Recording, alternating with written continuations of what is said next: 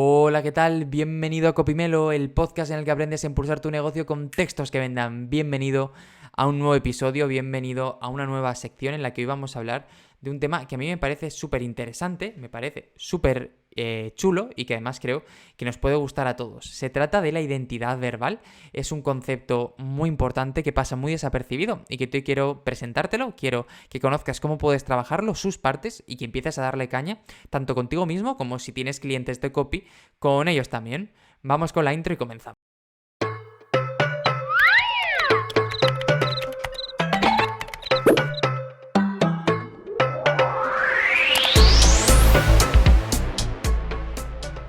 Como te decía en la introducción, la identidad verbal es uno de los aspectos más importantes de cualquier marca y tenemos que saber jugar nuestras cartas para sacarle el máximo partido posible.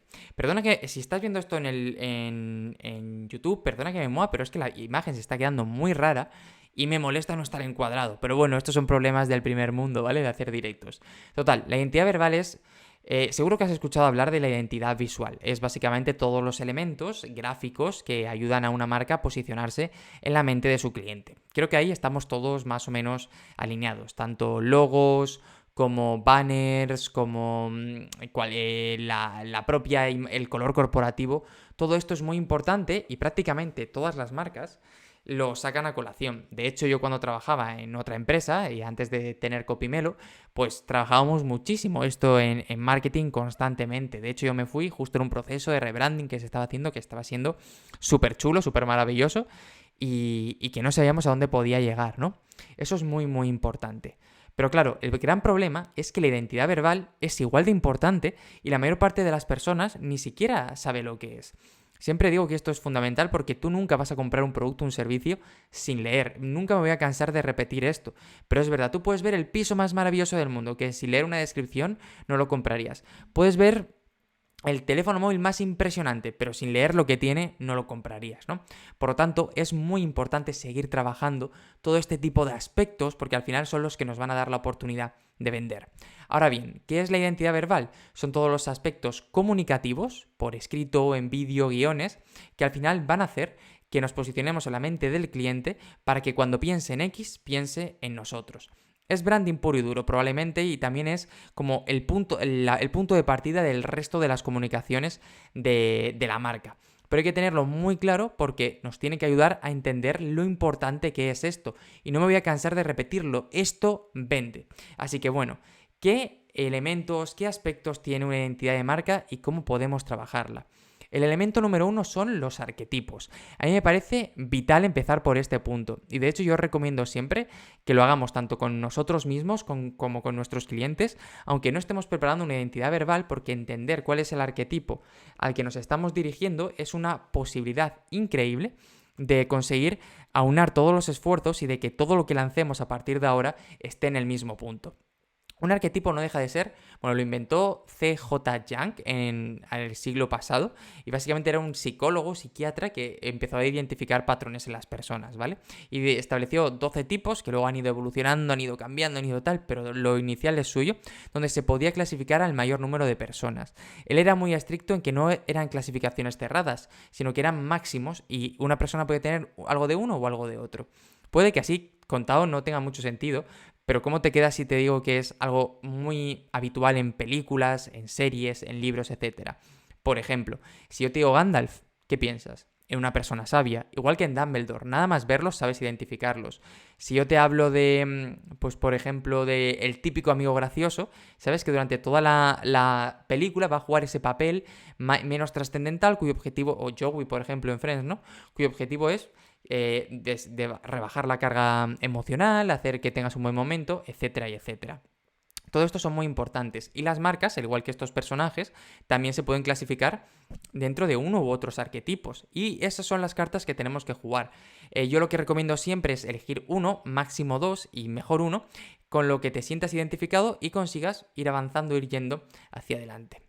El punto número 2 es el naming, que al final el nombre de tu marca es clave y para ello tienes que buscar un nombre que suene bien, que sea distinto y que permita posicionarte. Es decir, no te llames Big aunque hagas otra cosa porque evidentemente van a pensar en otro producto, ¿no?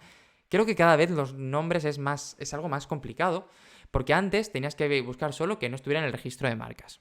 Vale. Después, que no estuviera en el registro y que no estuviera el dominio pillado.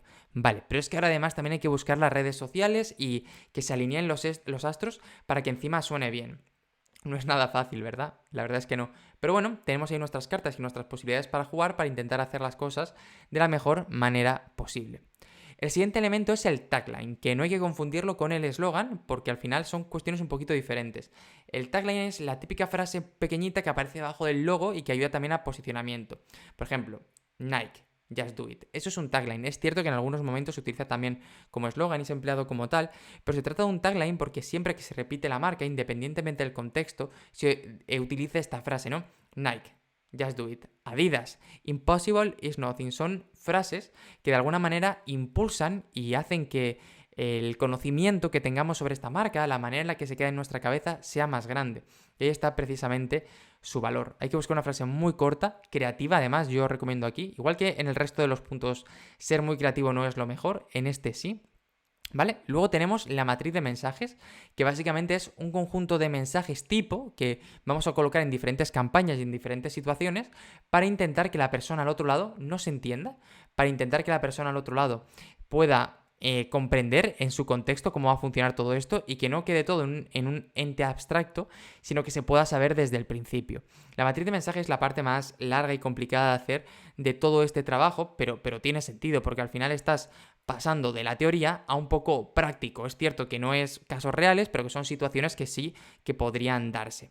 Pues ahí es donde juega esto. Yo te recomiendo que pruebes con varias campañas a partir de los arquetipos, que intentes ser lo más preciso posible, que tampoco te vuelvas loco creando campañas 100% reales, sino simplemente un contexto en el que todo se entienda y que básicamente juegues un poquito con ello.